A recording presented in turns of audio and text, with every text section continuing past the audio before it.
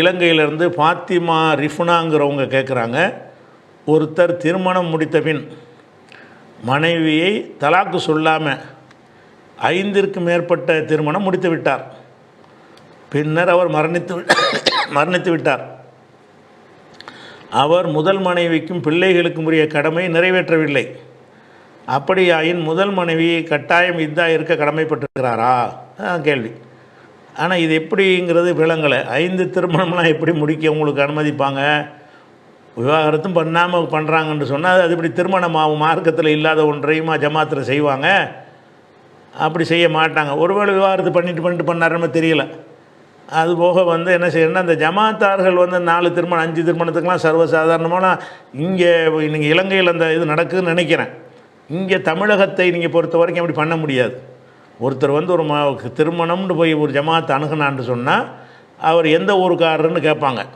இந்த ஊர் அந்த ஊரில் போய் நோ அப்ஜெக்ஷன் என்ஓசி வாங்கிட்டு வா, நோ அப்ஜெக்ஷன் சர்டிஃபிகேட் வாங்கிட்டு வாம்பாங்க.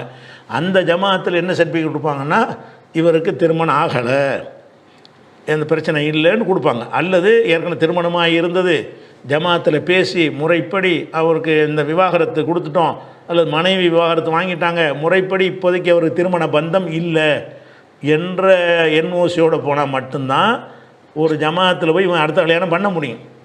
பெண்களை ரொம்ப ஏமாற்றிட்டு போயிடுறாங்க என்பதற்காக வேண்டி இந்த ஒரு ஏற்பாடு அவசியமாக தமிழகத்தில் உள்ள எல்லா ஜமாத்துகளும் என்ன செய்கிறாங்க, கடைப்பிடிக்கிறாங்க. அதாவது ஒரு தேவையானதும் கூட. ஏன்னா ஒரு முதல் மனைவிக்கு செய்கிற ஒரு விஷயம் என்னங்கிறத முடிவு பண்ணாமல் இவன் பாட்டுக்கு 2 கல்யாணம் பண்ணிட்டு போயிட்டான்னா அப்போ இவளுக்கு உள்ள விஷயம் என்ன ஆகுறது? அது ஒரு 2வது கல்யாணம் பண்ணும்போது இவளுடைய உரிமைகள் பாதிக்கப்படுமா இல்லையா? அதுக்கு என்ன மாதிரி தீர்வு என்பதையெல்லாம் ஜமாத்தில் வச்சு பேசி அதுக்கு நீ உடன்படுறியாமான்னு கேட்கணும். உடன்படலைன்னா அப்போ இவருக்குள்ளே ஒரு பிரச்சனை முடி என்று சொன்ன பிறகு தான் அந்த கல்யாணம் பண்ணி 2ஆம் கல்யாண அனுமதி என்பதை மிஸ்யூஸ் பண்ணி கொண்டிருக்கிறார்கள். அதனால் பிற மதத்து மக்கள்லாம் தேவையில்லாமல் நம்மளை விமர்சிக்கிறாங்க. அந்த ஜமாத்தை நம்ம செய்கிறதில்ல. ஜமாத்தார்கள் நான் அறிந்த வகையில் தமிழகத்தில் உள்ள ஜமாத்துகள் அப்படி இல்லை. வழக்கம் இருக்கான்னு எனக்கு தெரியவில்லை. நீங்கள் கேட்குறத வச்சு பார்த்தா இலங்கையில் பண்ண எத்தனை நாள் பண்ணலாமல் இருக்குது. அது அந்த ஜமாத்தார்கள் அது என்ஓசி ஜமாத்தான கல்யாணம் பண்ணி வைக்கிறீங்க. அப்போ அவங்க கல்யாணம் பண்ணு வரக்கூடிய மாப்பிள்ளை ஏதாவது ஒரு ஜமாத்தை சேர்ந்தவனாக தானே இருப்பான். உங்கள் ஜமாத்தை சேர்ந்தவனாக இருந்தால் உங்கள்கிட்ட அந்த ரெக்கார்டு இருக்கும். இவன் கல்யாணம் ஆனவனா ஆகலையான்னு ரெக்கார்டு இருக்கும்.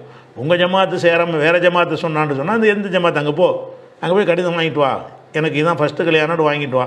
அல்லது வேறு 2ஆவது கல்யாணம்னா என் மனைவி இறந்துட்டாங்கன்னு வாங்கிட்டு வா, என் மனைவி விவாகரத்து ஆகிவிட்டது என்று வாங்கிட்டு வா, என் மனைவி குழா வாங்கிட்டாங்கன்னு வாங்கிட்டு வா. அப்படிங்கிற மாதிரி என்ன செய்வாங்க, என்ஓசி வாங்கிட்டு வர சொல்லுவாங்க. அப்போ மனைவி இருக்கிறாங்க நீ பண்ணுறதா இருந்தால் மனைவியை கூட்டிகிட்டு வா, அவங்கள வச்சு பேசி அவங்களுக்கும் உனக்கும் உள்ள பஞ்சாயத்தை தீர்த்துட்டு தான் உனக்கு 2ஆம் கல்யாணத்துக்கு தருவோம். அவங்களுடைய ஹக்கு பாதிக்கப்படுதா இல்லை, அதுக்கு நீ என்ன செய்ய போகிற? இவ்வளோ விஷயங்கள் மார்க்கத்தில் இருக்குது. ஆனால் மார்க்கத்தை பேணாததுனால நீங்கள் கேட்குற மாதிரியான கிறுக்கு பயிலவெல்லாம் என்ன செய்கிறாங்க, இருக்கிறாங்க சமுதாயத்தில். சரி, இது என்ன கேட்குறாங்கன்னு கேட்டால், முதல் மனைவியை தலாக்கு சொல்லாமல் 5ற்கு மேற்பட்ட திருமணங்கிறாங்க. ஒரு 6-7 இருக்குன்னு நினைக்கிறேன். 5க்கு மேற்பட்ட திருமணத்தை முடித்து விட்டார். பின்னர் அவர் மரணிச்சிட்டார். அவர் முதல் மனைவிக்கும் பிள்ளைக்கும் கடமைகளை செய்யலை. அப்போ கடமையை செய்யாத ஒரு கணவனுக்காக இப்போ இறந்துட்டார்ல, இதுதான் இருக்கணுமான்னு கேட்குறாங்க. அப்போ இதுதான் கணவன் இறந்தாலேயே மனைவிங்கிறவங்க இதாங்கிறது இருக்கத்தான் வேணும். அவர் கவனிக்கிறாரு கவனிக்கலை அதெல்லாம் அது முக்கியம் கிடையாது. அவர் கவனித்தாலும் சரி, உங்களை கவனிக்காட்டாலும் சரி, அவங்களுக்கு தேவையான விஷயங்களை செஞ்சாலும் சரி செய்யாட்டாலும் சரி, கணவன் இறந்தால் மனைவி இத்தாவை கடைப்பிடிக்க வேண்டும். இத்தாவை கடைப்பிடிக்கிறேன்டா என்ன? ஏன்னா அது குர்ஆனில் தெளிவான ஒரு கட்டளையாக இருக்குது. 234வது வசனத்தில் அல்லாஹ் சொல்கிறான், வல்லதீன யுத்தவஃபூன மின்கும், உங்களில் யார் மரணித்து விடுகிறார்களோ, எதரூன் அஸ்வாஜன், மனைவிமார்களை விட்டுவிட்டு யார் மரணித்து விடுகிறார்களோ, எத்தரப்பசன பி அம்புசிகின்ன அர்பாத் அஷுஹரின் வாஷரா, 4 மாதமும் 10 நாட்களும் தங்களுக்காக அவர்கள் காத்திருக்க வேண்டும். எதுக்கு காத்திருக்க வேண்டும்? மறுமணம் செய்யாமல் காத்திருக்க வேண்டும். இதாண்டா தான் அர்த்தம். இதாண்டா இருட்டறையில் அடைக்கிறது கிடையாது. கணவன் இறந்த உடனே அடுத்த நாளைக்கு நீங்கள் கல்யாணம் பண்ணக்கூடாது. அடுத்த நாளைக்கு பண்ணாமல் என்ன செய்யணும், ஒரு 4 மாதம் 10 நாளுக்கு வரைக்கும் பொறுத்து இருந்து 4 மாதம் 10 நாளைக்கு பிறகு நீங்கள் கல்யாணம் பண்ணலாம். அதான் இதாங்கிறது. அந்த கணவனுடைய அந்த தொடர்பு அறந்து போச்சுன்றாலும் ஒரு 4 மாதம் 10 நாள் வரைக்கும் என் வயிற்றில் கரு இல்லை, அவனுடைய கருவை நான் சுமக்கவில்லை, ஊர் அறிய நீங்கள் நிரூபித்து விட்டு என்ன செய்யணும், அந்த திருமணத்தை பண்ணணும்னு மார்க்கம் சொல்லுகிறது. அதுக்கப்புறம் அந்த டைம் வந்துருச்சுன்னு சொன்னால் அவங்க விரும்பிய வாழ்க்கையை தேர்ந்தெடுப்பதை யாரும் தடுக்கக்கூடாது என்றும் அதே வசனத்தில் இருக்கிறது. ஃபைதா பலகுன அஜலஹுன்ன, அவங்களுடைய அந்த காலக்கெடுவை அடைந்து விட்டார்கள் என்று சொன்னால் ஃபலா ஜுனாஹ அலைக்கும் ஃபீமா ஃபால்ன ஃபி அம்புசிஹின்ன பில் மாரூஃப், அந்த பெண்கள் தங்கள் விஷயமாக எடுக்கும் முடிவில் உங்களுக்கு எந்த குற்றமும் இல்லை, அவங்க வேறு ஒரு கணவரை தேர்ந்தெடுப்பார்கள் என்று அல்லாஹ் என்ன செய்கிறான், இத்தா என்பதை கடமையாக்குறான். ஆனால் இதாங்கிற பேரில் நீங்கள் செய்யக்கூடிய இந்த சடங்குகளெல்லாம் பார்த்துட்டு தான் நீங்கள் இந்த கேள்வியை கேட்குறீங்க. உங்கள் கணவர் இறந்து 4 மாதம் 10 நாள் ஆயிடுச்சுன்னு வைங்க, நீங்கள் இது வரைக்கும் கல்யாணம் பண்ணாமல் இருந்தீங்கன்னு வைங்க, நீங்கள் இதாவில் தான் இருக்கிறீங்க. கல்யாணம் பண்ணலைன்னா இதாவில் வெயிட் பண்ணுறீங்கன்னு அர்த்தம். வெயிட் பண்ணுறது இதுதான் என்னது, நாட்களை எண்ணுதல். அத்த என்று சொன்னால் எண்ணினான் என் 1 2 3 எண்ணுவதற்கு பேர் அத்த.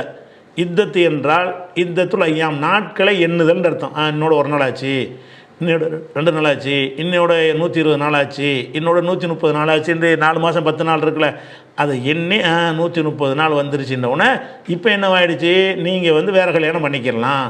அப்போ நாட்களை எண்ணுதல் என்பது தான் இத்தாங்கிற சொல்லுக்கு அர்த்தம். எதற்கு நாட்களை எண்ணுவது, மறுகல்யாணம் பண்ணுவதற்குரிய நாட்களை எண்ணுவது. அதோடு சேர்த்து கண்டிஷன் என்னென்னு கேட்டால் கொஞ்சம் அலங்காரம் பண்ணக்கூடாது. அந்த 4 மாதம் 10 நாளில் திருமணத்தை தூண்டக்கூடிய வகையில் நகை நட்டுகள் போட்டுக்கிட்டு அலங்கரித்து வண்ண வண்ண ஆடைகளை அணிந்து கொண்டு அவ்வளோதானே தவிர, மற்றபடி வேலைக்கு போனால் வேலைக்கு போகலாம், வீட்டுக்குள்ளே எல்லாரையும் போல் நடமாடலாம், சமைக்கலாம், வீட்டு வேலை பார்க்கலாம், மற்றவங்கள்ட்ட பேசலாம், அந்நிய ஆண்கள்கிட்ட முறைப்படி ஹிஜாப் அணிந்திருந்தீர்கள்னா அதை பேசிக்கொள்ளலாம். அதெல்லாம் இதாங்கிறது பாதிக்காது. கல்யாணம் பண்ணாமல் இருக்கிறது மட்டும்தான். அந்த கல்யாண பேச்சு கூட மறைமுகமாக பேசலாம், கல்யாண பேச்சை கூட சாடமாடே என்ன செய்யலாம், பேசலாம்னு எல்லாம் என்ன செய்கிறான் குரானில், அதே எல்லாம் அனுமதிக்கிறான். அதனால் வந்து இதாங்கிறது இதான். அதுக்கப்புறம் அந்த 4 மாதம் 10 நாளைக்கு பிறகு கர்ப்பமாக இருக்கிறது தெரிஞ்சு போச்சுன்னு சொன்னால், கர்ப்பங்கிற உறுதியான பிறகு இதாவுடைய நாள் அதிகமாயிரும். எப்படி அதிகமாயிரும், பிரசவிக்கிற வரைக்கும் கர்ப்பமாக இருந்தாங்கன்னு தெரிஞ்சுன்னு சொன்னால் 4 மாதம் 10 நாளோடு முடிச்சிக்கிற முடியாது. அப்போ இன்னொரு 6 மாதம் 3 மாதம் காத்திருந்து பிள்ளையை பெற்றுப்பிட்டு என்ன செய்யணும், குழந்தையை வந்து குழந்தையோடு ஒருத்தனை கல்யாணம் பண்ணோம்னா அது யாருடைய குழந்தைன்னு ஒரு சர்ச்சை வந்துடும்ல.